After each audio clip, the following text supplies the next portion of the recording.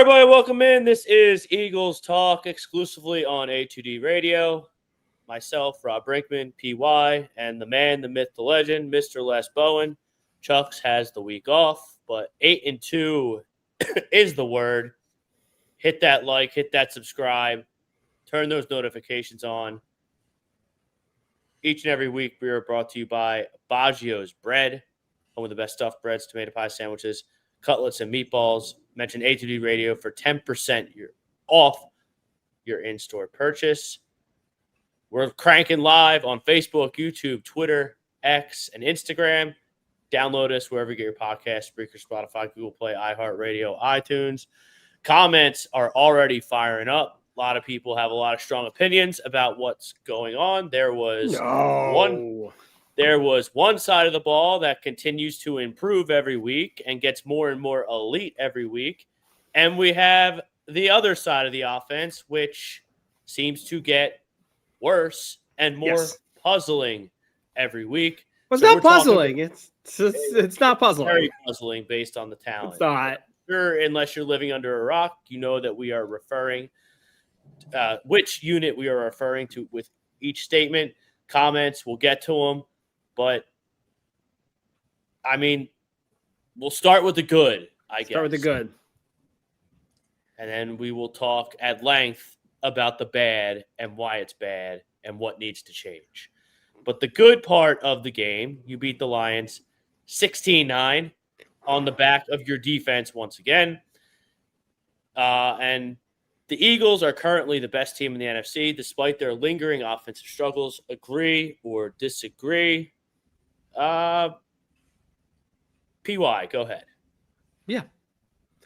Like, I understand that the Eagles offense isn't like blowing anything up right now. Like, they're not like exciting for the last few weeks. Like, if you look at the Rams game, like they had one great drive and that was really it. Like, as of my opinion right now, they're the only other team I really put much stock in. The Bucs have free falled. Seattle got put in their place. Like, Sam Darnold is exactly who we thought he was. Like, I'm just not really – the Packers are not a team that really is scaring me. Like, the whole season is going to be the Eagles to lose. Like, they have an elite defense. Still, you can argue your weakest thing on the defense right now, you are looking at, like, pass rush. Pass rush is starting to look like it's coming on. Your guys are getting healthy. Jordan Davis and Jalen Carter are playing stellar right now. Moro Jomo and Jalen Hunt are coming on right when you need them to. Moro Jomo is probably having his best year as an Eagle. Jalen Phillips is just sweet baby Jesus. Like, he's all over the field. Like, he is exactly what you could be asking for. And Nakobe Dean, who expected this off his injury?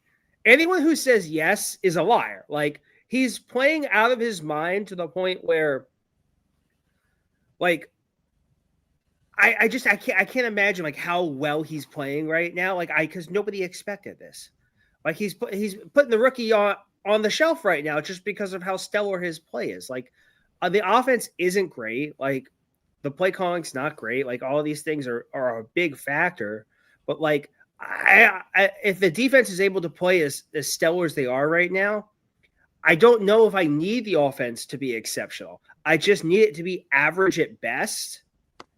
And this defense is showing that it's good enough to help you win big games. It's shown you the last 2 weeks. You beat the Packers and the Lions without having to score 20 points. Like, that is an insane statement that nobody thought was humanly possible. Like, I just need the line to block a little better. Maybe we get Jalen to play a little better, which he will. Like, he's not going to play every game like he played the Lions game. That was just probably his worst game of the season. Can I get an average or above average game every day from Jalen Hurts? I feel 100% confident that you could make it back to the Super Bowl and even win the Super Bowl with the way this defense is playing. So without a shadow of a doubt, the Eagles are the cream of the crop in the NFC right now. Les, obviously the defense is really good. The offense is really bad, and that's what it is. It's bad. just a teaser to how I'm going with the offensive discussion later on in the show. But are they the favorites in the NFC with an offense this bad and a defense this good? Can that work in 2025? Well, the offense is going to have to get better, Rob. As far as the poll question goes, are they the best team in the NFC? They beat the Rams on a blocked field goal. I don't know that I'd want to play the Rams right now. But I think they can beat the Rams in the playoffs. That's the main competition that I see, really. I think they will be the best team in the NFC by the end of the season, assuming no more ridiculous. I mean, this Lane Johnson injury is a pretty big deal, by the way. But, yeah, I'll go with the Eagles as the best team. The offense, though, you're not going to win. You're not going to just keep going week after week after week, getting outgained by the opposition and, scoring under 20 points and one touchdown a game and winning. It's ridiculous that they ended up with 16 points last night. When the other team turns it over basically 6 times, 5 on downs and 1 on an interception, you got to score some points. I just thought it was a really memorable game in that maybe one of the top 5 defensive performances I've ever witnessed, and maybe one of the bottom 5 offensive performances I've ever witnessed, all in the same game. So, no, they are going to have to be better offensively. There's no doubt about it. I don't know how that happens. It probably starts with the offensive line playing better. I think there has to be some growth and some direction from Kevin Patullo and Sirianni in terms of making the offense less scattershot, making it more, they can't run 3 plays right now in a row without stepping on an appendage. They take a penalty or incomplete pass that, for -4 yards, or a run that loses yardage. They just can't run a clean series. And that's kind of striking, frankly. Yeah, they were the best team in the NFC going into the week by kind of a lot, in my opinion. I don't think there's a team, at least talent-wise, that can hang with the Eagles in the NFC. So they go and they beat a good Detroit team. Mm-hmm. I don't really care that they got away with they got a cheapie on the pass interference at the end of the game. I don't care that Dan Campbell is just dumb as dirt, unnecessarily reckless when he doesn't have to be. I don't care that Jared Goff played worse than Jalen Hurts, even though Jalen Hurts did not play his best game. Nope. Right. And I don't care that the Eagles, they're a bad offense and they still beat everyone. Mm-hmm. It's unbelievable. So I think there's I think there's a significant gap between the Eagles and the Rams. Yep.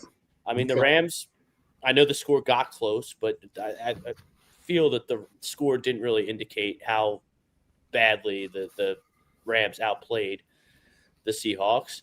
I mean, Tampa got overrated in their own mind at the beginning of the season because everyone went nuts over Baker Mayfield.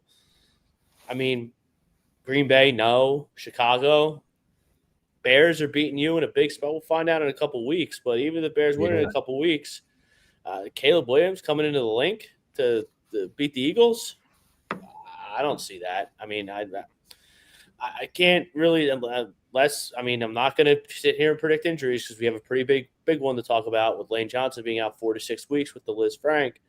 Unless more stuff like that happens to really, really key players, I don't really see how the Eagles aren't playing in February. Agreed. I really don't. I really don't. PY, you hit the nail on the head with Nakobe Dean. He is essentially made Jahad Campbell your first-round draft pick, who was playing very well. Not bad at all for a rookie. He had his some highs and lows. He's got to find a way to be a little more consistent. But Nakobe Dean has been excellent. Jalen Phillips has been excellent. The defensive line last night, I don't have the stats in front everywhere. of me. They had more tip passes at the line of scrimmage than I would imagine the Eagles. Jordan Davis had 3. Yeah, it was amazing. Jordan Davis, a guy that when he came, a year ago even, you would have said he's rarely out there on passing downs. So He's one of their best defensive players this year. yeah, and let's give credit where credit's due. Number 8, Adoree Jackson, has established himself as cornerback too. Yep. He played great against the Packers, and he played even better last night against. He had a few Lions. few moments of trouble last night, but for the majority of the game, like, you could trust him. Like, he made some good plays. He had a few stops in the end zone. Like, he had a few good tackles. Like, it's exactly the type of game you wanted to see from Adoree, especially when you're having to go against Amon-Ra St. Brown. And Jalix Hunt continues to give I've never seen anything like this, where one side of the ball gets better every week, as it's supposed to, and the other side of the ball, which frankly has more talent on it than the defensive side of the ball, more money and more talent on it than the defensive side of the ball, gets worse every week. It's like we hit the bye week and they forgot everything. Well, the only thing I would say, you're right. You're absolutely right. The only thing I would say about that is the defense has gotten reinforcements that the offense didn't get. Nolan Smith coming back, Jalen Phillips being added, Nakobe Dean coming Brandon Graham. Even Brandon Graham. Yeah, I mean, that's a healthy infusion to the defense. The offense hasn't had anything like that. And you're at the point with the offensive line where, frankly, you wouldn't mind seeing them pick up somebody from somewhere for depth. At this point, the end of last week, when they were trumpeting the fact that Juergens and Johnson are both going to play, I was like, are they? I would have given them the extra week. I wouldn't have rushed them. Great idea. No, it isn't a great idea. And I was, and I was taking crap on social media for me saying, if I was Juergens, I'd let this. No, they went out there. That's very noble of them to do it, but they're both hurt now. And, it's with Lane, it's going to be going to have a lot of Fred Johnson at right tackle. They survived that at left tackle last year with Fred. If you remember, he had 4 starts for, meant to look that up before we came on the air. Now I didn't. He had several starts for Jordan Mailata, and the Eagles won those games. But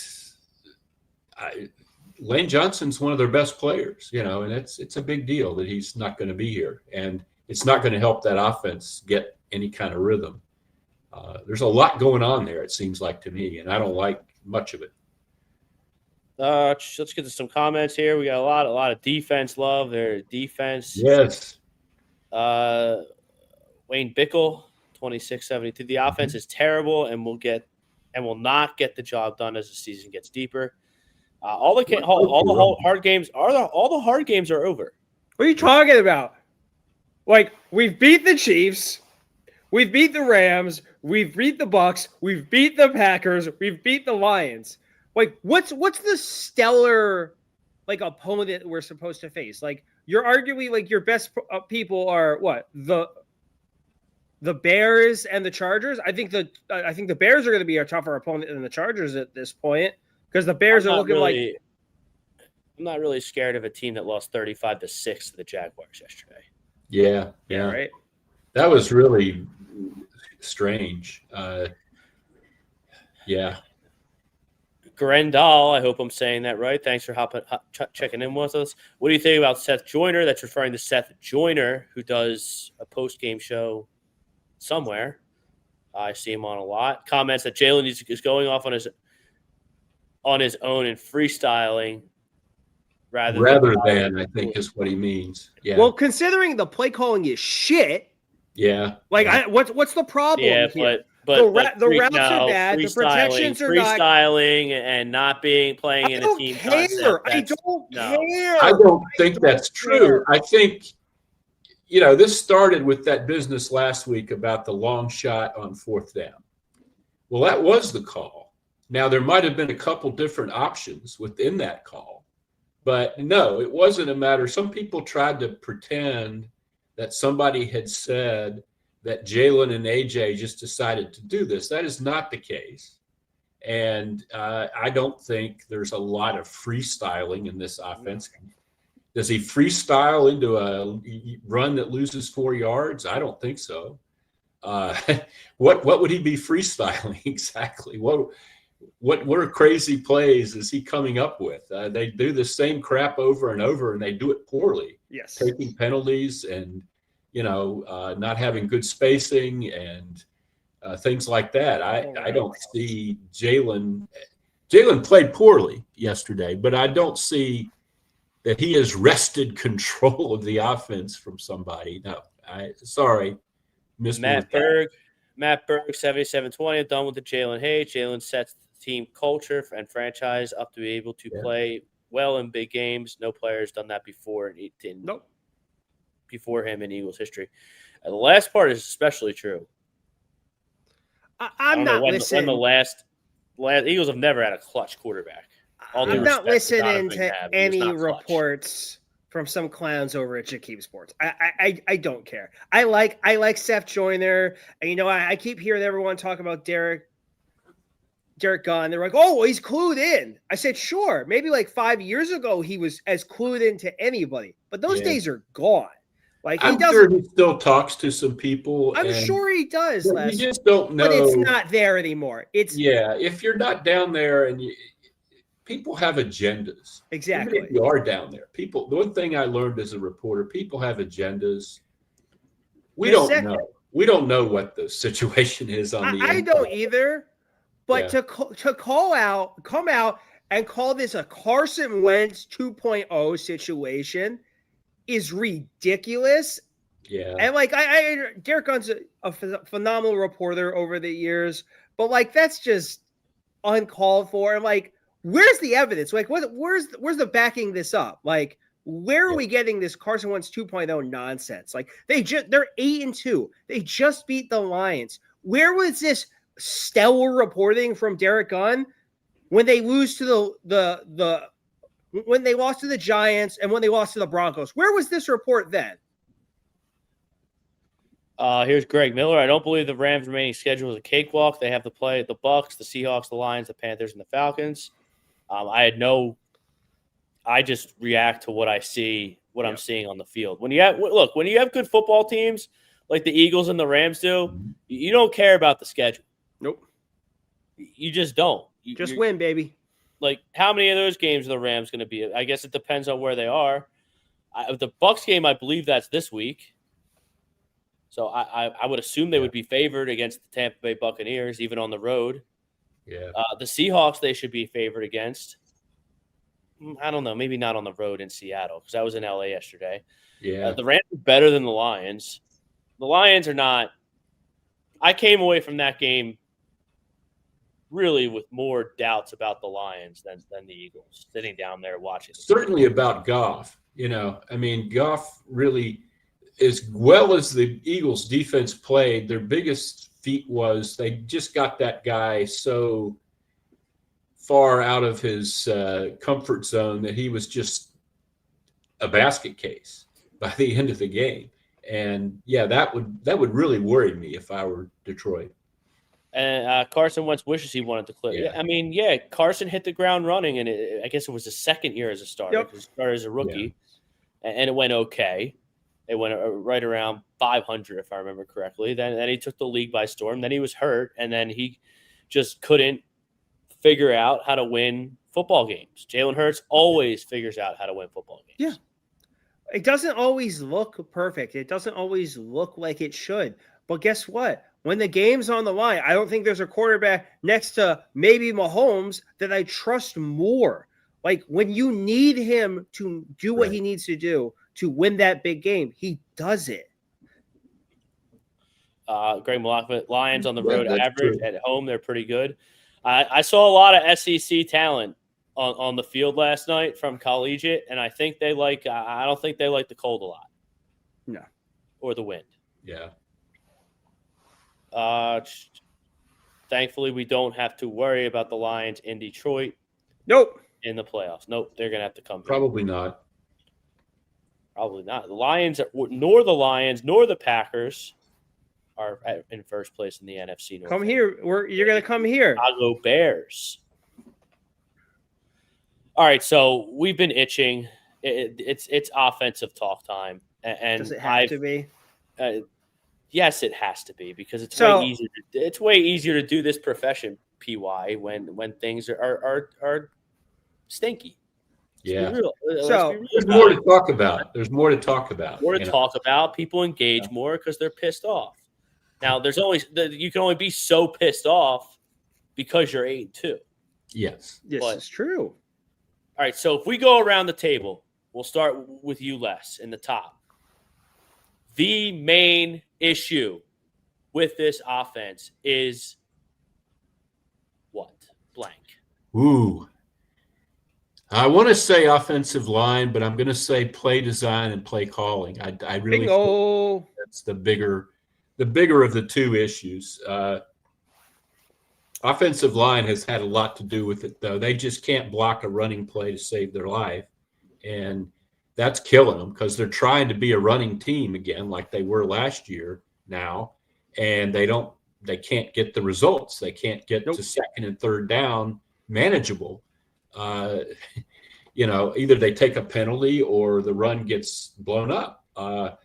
But the sequencing, the concepts, I saw a lot today on the internet about, trying to run curls against press coverage and, the AJ Brown thing. Yeah, he did stop running on that one play, but that's the only.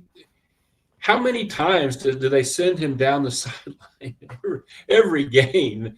It's like he's the guy that has to, like, that's the only way to throw the ball to A.J. Brown half the time, it seems like. I don't like the offense. I don't like the way it's run. I don't like the lack of innovation. I don't like I just don't –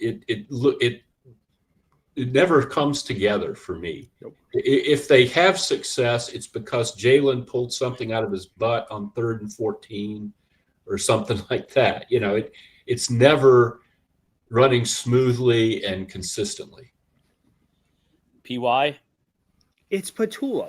What have I been saying? He is the problem. And I'm sorry, I didn't caress his head and tell him what a good job he'd been doing lately at the beginning of the season. But There's going to be no caressing of. Are you sure? I was told I was a little too mean to him a few weeks ago. The creativity is shit. You were right one time.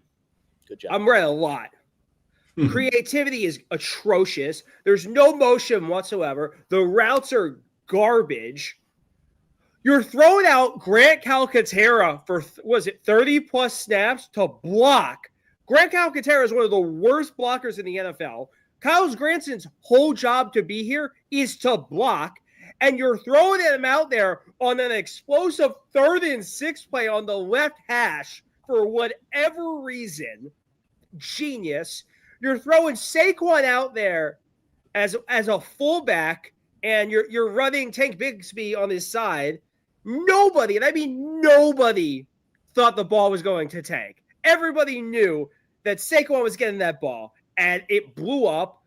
And, obviously, you can look at the offensive line and say they're a big part, and they are a big part of it. But, I think a majority of the reason is it's injuries. They're still not recovered from the Super Bowl. Landon keeps getting hurt. Cam keeps getting hurt. Lane keeps getting hurt. Your most consistent player right now is Tyler Steen. Mailata's been atrocious. You know what I mean? Mailata was great in pass pro last night against Aiden Hutchinson, but he didn't. Again, the run game, he took a penalty that negated a good run. I don't know what's going on there, but yeah, go ahead. You threw the only interesting concept last night. You threw Latu in at fullback for a few plays, and he looked good. I'd like to see more of that. We went from, oh my God, we're running Jalen out of under center. This is interesting. We're getting a lot of great pull plays. We're getting him running off play action, which is great. We had a few plays a few weeks ago where Jalen's running to the right-hand side and he's throwing it to Goddard. And it's like a goddamn cheat code. but we're just not going away from that. It's Patullo. Like, I'm sorry. Like, I don't understand this. Like, bench him, put Loeffler in there. Like, he's at least called plays before. I don't care. Can we stop with just throwing the guys in there? It's like, oh, he's been in the system. He knows the system. He knows what the guys want.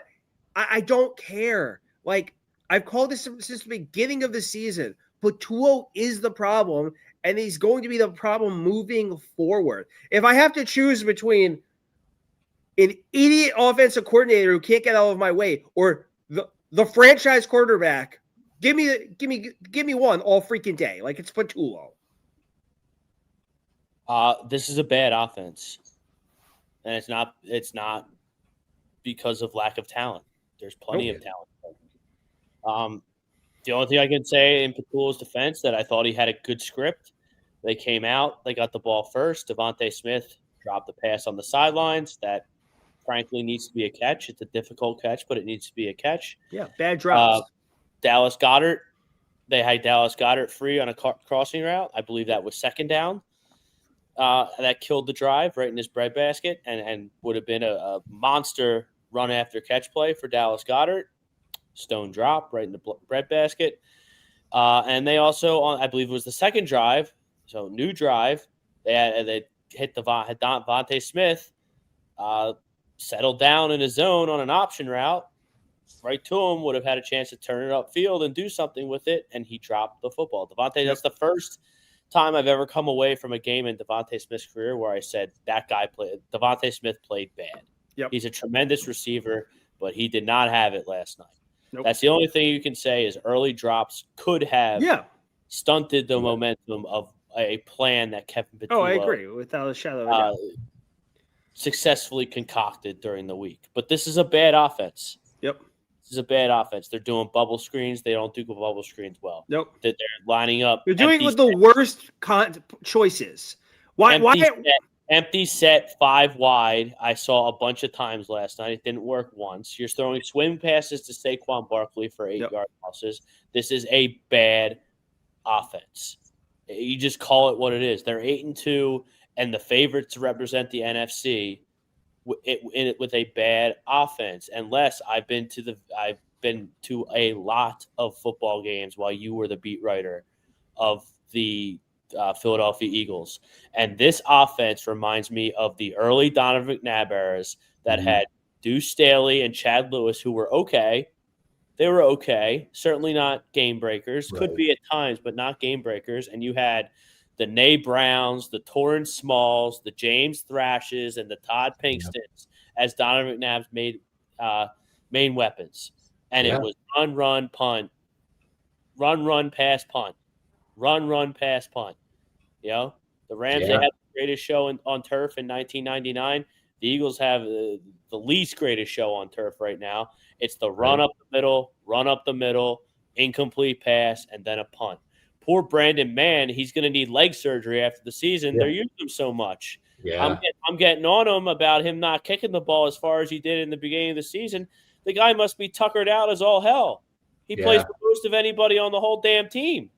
Agreed. It's unbelievable. Yeah. And this offense should not be anemic like this with these receivers and this running back. And even though the line is banged up, I'm watching a Raiders team right now on Monday Night Football in the background here that would absolutely kill to have the Eagles off the second string offensive line as their starting offensive line because there's that horrendous. Yeah. I've been patient with Kevin Patullo on this show. Very, very, very patient with Kevin Patullo for him to try and get his legs under him and get this ship on the track. It's not happening. The Eagles need to, whether it's Nick or Loeffler or an outside console, I don't really care. They're going down to Dallas in a game that Dallas is going to have to stay relevant in the NFC playoff picture. If the Eagles beat Dallas next week, which I think they will, I think that the NFC East is really on lock. But you can't continue to let this guy learn on the job heading into December. He's had his chances. I've been patient. My patience is gone. I can't have a bad offense with this Nope. with this payroll and this talent that they have on the offensive side of the ball. So I am officially on board with the masses and the knee-jerk people that wanted him fired 10 seconds into the season.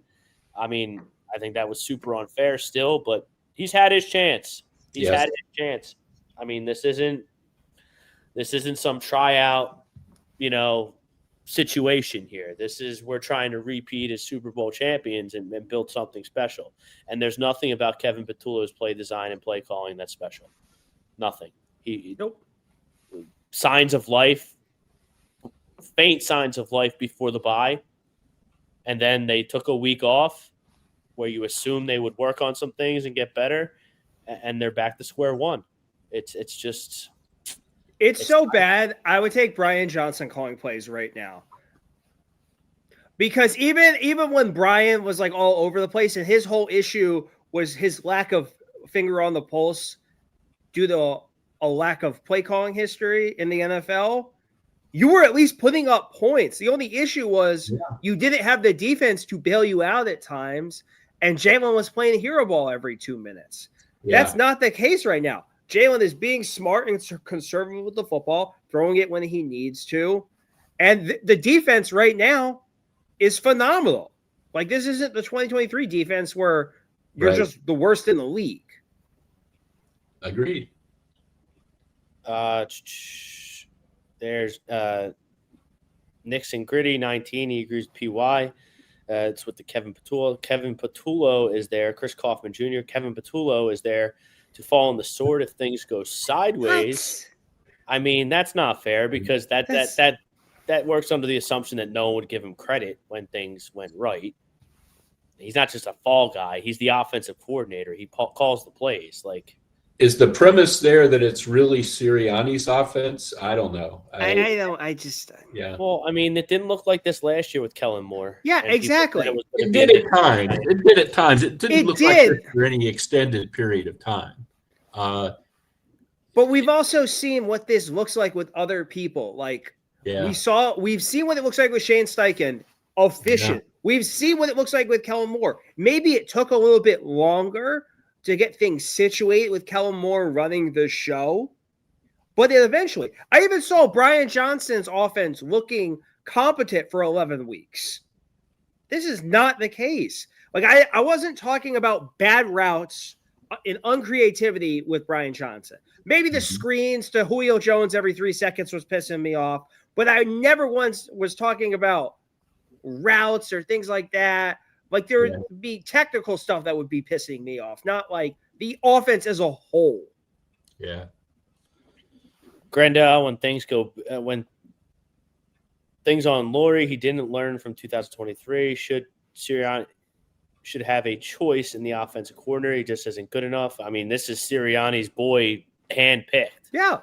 But you know what? Handpicked. It's his best buddy in the whole world. I love Howie, but Howie allowed this to happen.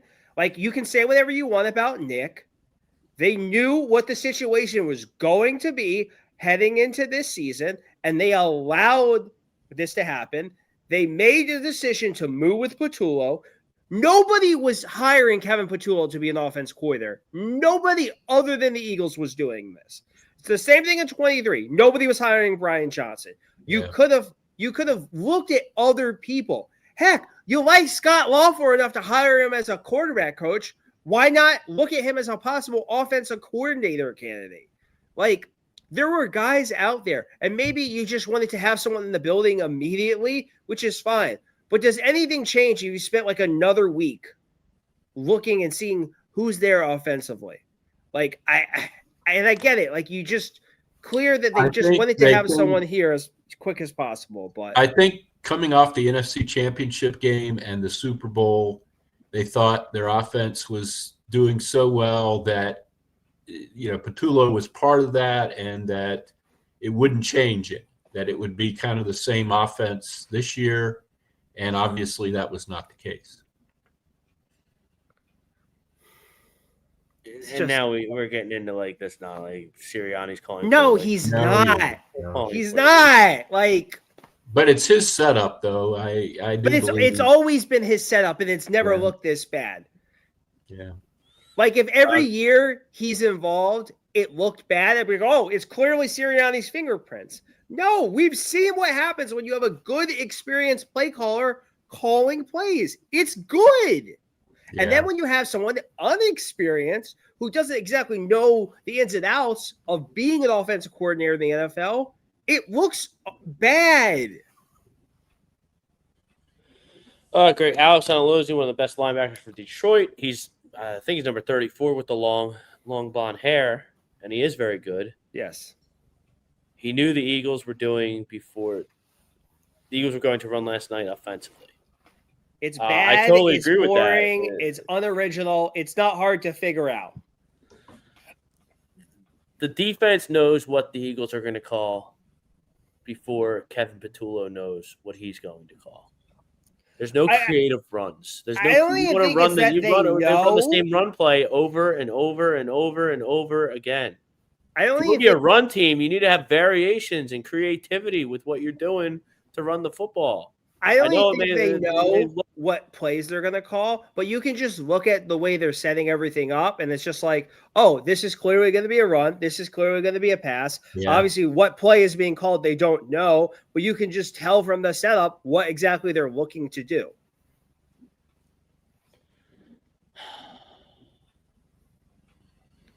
And now a struggling offense is going to lose its best offensive lineman. Yep. Probably essentially for the rest of the regular season. Yes, not most of it. Lane Johnson with the Liz Frank injury. So, I mean, this is obviously a big deal. How big of a deal is it? Fred Johnson has played well, but he's no Lane Johnson. Right. Well, what they need to do is recognize the situation and not have Fred trying to do Lane Johnson things. You know, there's some plays where they were using Lane, like Lane would go way out and get a guy over here, you know, to make a run work. That's not going to happen with Fred Johnson. You know, you're just going to have him block the guy in front of him, not give up sacks, and hope that that's good enough. He's not going to be rampaging through the secondary, you know, the way Lane sometimes does. You're just going to have to be simple and pretty, you know, leery of that situation and not put Fred Johnson in a lot of bad spots, I think. And you've got to be really, really concerned if something ever happened to Fred, because after that, I guess it's Matt Pryor, who was horrible when he had to play earlier this year. So, you know, again, I'd be scouring the practice squads of other teams looking for somebody that could come in and certainly not start, but somebody who might be a little better than some of what you've got at tackle, because that's a big, significant thing to have to play Fred week after week, every snap. I don't know. We'll see if that works. Jalen Hurts obviously did not play his best game. I put most of that on the offensive play calling. But and the win too, Rob. The win, I think that really on some of those long balls, I think they had no chance, and I think they should have thought about that a little bit before they threw them. Well, they didn't think about it at all, and the Lions thought about it entirely too much. So the truth lies somewhere in the middle. I mean, shout out to Dan Campbell for just being unable to get out of his own way. I mean, the guy Jamison Williams, who's a notorious knucklehead, kind of, makes a great play and scores a touchdown and wants to slide down the goalpost like a jackass, making it instead of a 30-yard extra point, a 50-yard extra point, and the wind got a hold of it, and it was gone. They missed it. Turned out to be a big, big, big deal. Not only because of how the numbers ended up working out, but because Jamison Williams was a jackass, Dan Campbell lost confidence in his kicker, Jesse Bates, who's actually a pretty good kicker. Yeah. And he just had no interest in using his kicker or his punter at all during the rest of the game. 0 for 5 on fourth down. The last team to do that was the Detroit Lions in a 2002 game. 2022 game. So I mean, this is the same story with this guy Dan Campbell, and Jared Goff was even worse than Jalen Hurts. Jalen Hurts missed Saquon Barkley on that streak route where Saquon had him beat by 3 yards and he overthrew him. Was that the wind? Was that the cold? Did Jalen just miss him? I don't know, but I'd like to see that. I'd like to see that ball hit. Yep. Half the deep balls to AJ was just they went out 5 wide and thought someone was going to be open, and if they weren't, they were just going to throw it up to AJ, and it was going to be fine. Yep. And it wasn't fine. It was scouted, and AJ had minimal chance on really no chance on most of the shots. No, I think the Lions CBs just the secondary was very well played on AJ for most of the night. I'm like, look, maybe AJ slowed down on that one route. You know, it happens. Like everyone's perfect, which is surprising, PY, because the story coming into the game was how depleted the Lions secondary was going to be. Right. That was one of the big stories. Yep. That and Sam Laporta was placed on the injured reserve. He's going to miss the next 4 games.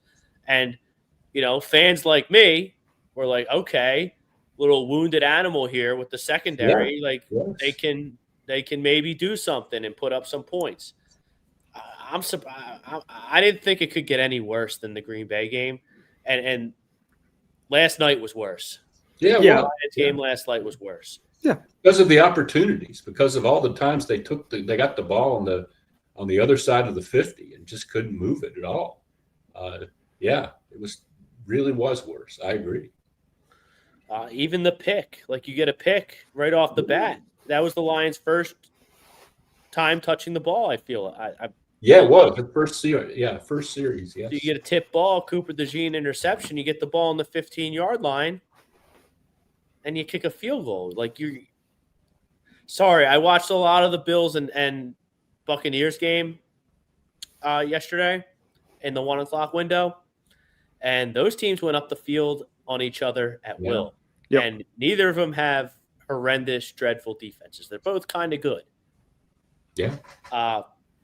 So these 1 touchdown performances against these good teams is not going to get it done.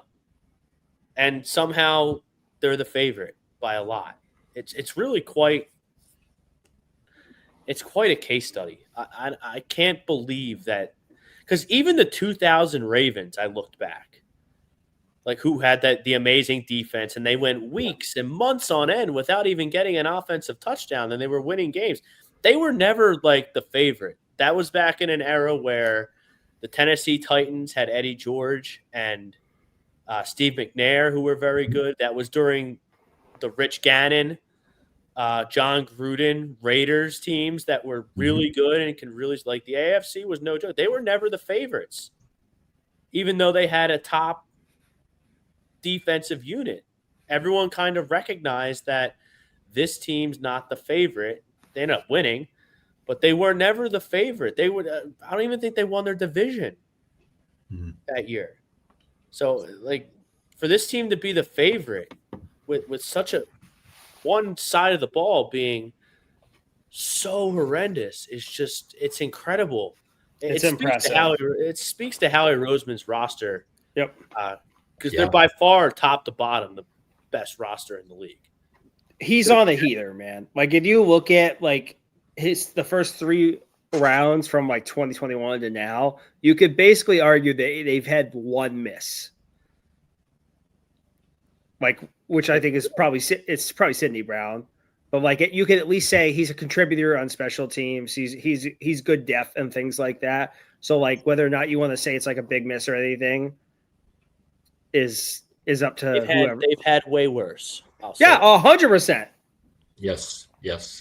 Who's that speedy linebacker they took in 2020 that everyone thought was going to be really good? Oh, I didn't think he was going to be that. He was making a transition from, I remember who you were talking about. Yeah. I don't have it in front of me right now. I'd have to look it up. But they've been so good drafting since 2020. Davion Taylor, that's it. Yeah. But yeah, like I'll take a solid safety who can contribute on special teams. Like that's not even like a miss to me. That's just like, all right, cool. We ended up finding someone who's a little better later on. I mean, it is what it is. But like look at all the talent he's found through the draft. Like, obviously, you still have your trades here and there, but like this team has found diamonds. Like Muro Charmo in this, like where he was, like people that were scratching their head about Jalix Hunt. He's looked like a player. Like obviously Quinyon's been phenomenal. Cooper DeJean's been phenomenal. Jordan Davis, Jalen Carter, obviously Devontae, Lane. I mean, not Lane. Obviously Lane. When have we ever sat here after an Eagles game saying, wow, Reed Blankenship really played like garbage today? Yeah. True. It never happened. You found a starting safety. No. You found a starting safety if just on the road. All right. Last thing before we get into some final thought, or Dallas week coming up. Dallas is playing right now. They are up big. They were up big. So Dallas, we're going down to Dallas next week. But last thing on the offense, your PY, your panic meter on the offense. It's probably at a 5. Really, still a 5. It's getting there. It's getting like very. Yes, if I'm talking about, I am fully in favor of replacing the play caller. To me, if I'm sitting here bitching and moaning when you're 8-2 that you need a new play caller, that's a 10 out of 10 panic meter to me. I don't know. The talent is still there. Yep. And I do think they are going to be playing some teams that they can score points against, and maybe they'll get into a rhythm. And I'm not quite at that. 10 is as far as you can go. I mean, that's 10 would be if Hurts was injured or something like that. I'd probably go like a 6 or something. I really want to see some changes, but I think the possibility certainly exists that this will get a lot better. Is it unfair to me to say that if I don't see some changes, like a new play caller, that I have no reason to expect anything different? Yep. Okay. I don't think that's a crazy notion. No, but it's not going crazy. against an atrocious Dallas defense, you should see something. Yeah. I think Dallas is. I'm not expecting to. I'm going into the Dallas game. I'm super confident, obviously, because this football team just wins and wins and wins in spite of itself on every level. So I have no reason to doubt them in the win-loss column, but I don't expect anything different offensively next week. No. Yeah. It's going to be boring, bland, and predictable. Or maybe this week they'll throw out all the stops. Maybe they'll throw in the flea flick, or maybe a halfback pass or something ridiculous. Kevin Patullo is going to show you how creative and ingenious he is. I mean, if there was ever a time to pull out the super secret section of the playbook, Kevin, sure. It's next week. Let's just be honest. His pages are stuck together, and he doesn't know how to open the book. Let's just be honest. Maybe he's just saving. Maybe he's just saving all the good ones for the stretch. Maybe he can't read. Maybe that's what I'm going with. He's saving all the good ones. He's saving all the good ones for the stretch run. Because what he's been doing has been. I keep thinking it can't get worse, and it's getting worse. Maybe he's Jamie Foxx from Any Given Sunday, where he's just he's faked it all the way until this moment, and the fact that he can't read the playbook is finally caught up with him, and he's just too embarrassed to talk about it. Bob Brinkman, they don't work the middle enough. Water is wet. True, yes. Days of the week end with Y. Yeah, I saw some of the Lions. The Lions didn't make very many good plays last night, but a few of them were passes over the middle, and I thought, shocker. Boy, that'd be nice. Nah. Goes to creativity, in my opinion. All right, it is Dallas week. Mm-hmm. Always fun. I think we're gonna go down there and kick their ass. I do too. But it would be the first time they've ever beaten them 4 straight in a while. It's gonna be I can't even remember the last time the Eagles beat down the Cowboys 4 straight. but they're right. I mean, so now we're talking about a bottom third offense and a top defense that's 9-2 if you win next week. Yeah. Which is nuts. And I don't even know what a win next week would do for the division. I mean, I don't think it would clinch it, but pretty close. Essentially, it's not even Thanksgiving yet, and the Eagles were already printing T-shirts. Yeah. Don't they play the Chiefs after us? They play the Chiefs on Thanksgiving, yes. Yeah, they play the Chiefs and then the Lions, right? Don't know about that.